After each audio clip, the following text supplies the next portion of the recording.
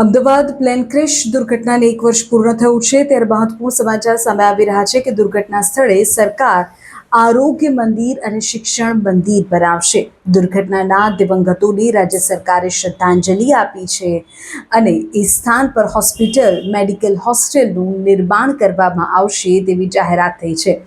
અમદાવાદના અસારવા સિવિલ હોસ્પિટલમાં ગયા વર્ષે થયેલી એર ઇન્ડિયા વિમાન દુર્ઘટનાને આજે બરાબર 1 વર્ષ પૂર્ણ થયું છે।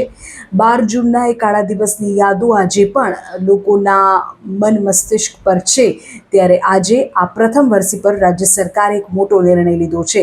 વિમાન દુર્ઘટનામાં જીવ ગુમાવનારા તમામ દિવંગતોને શ્રદ્ધાંજલિ અર્પિત કરીને રાજ્ય સરકારે આ જાહેરાત કરી છે અને આ ભયાનક દુર્ઘટના જ્યાં ઘટી હતી ત્યાં હવે 547 કરોડ રૂપિયાના ખર્ચે આધુનિક આરોગ્ય મંદિર અને શિક્ષણ મંદિર બનાવવામાં આવશે।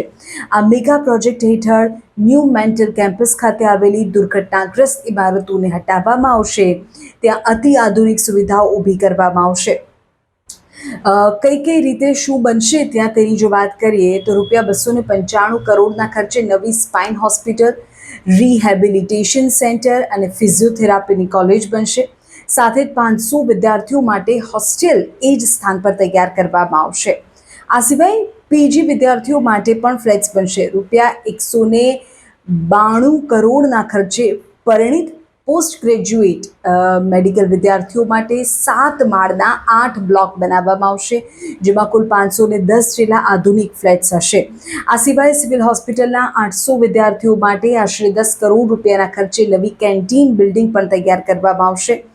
NABLના કડક ધારાધોરણો મુજબ 50 કરોડના ખર્ચે ગ્રાઉન્ડ પ્લસ 7 માળની અદ્યતન લેબોરેટરી ફૂડ એન્ડ ડ્રગ્સની લેબોરેટરી બનાવવામાં આવશે।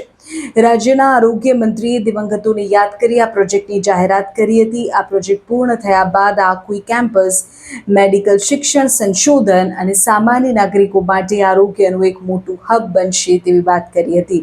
આ દુર્ઘટનાની વર્ષે નિમિત્તે બ્રિટિશ હાઈ કમિશનર પણ ઘટના સ્થળે પહોંચ્યા અને તેમણે સ્થળની મુલાકાત લીધી હતી।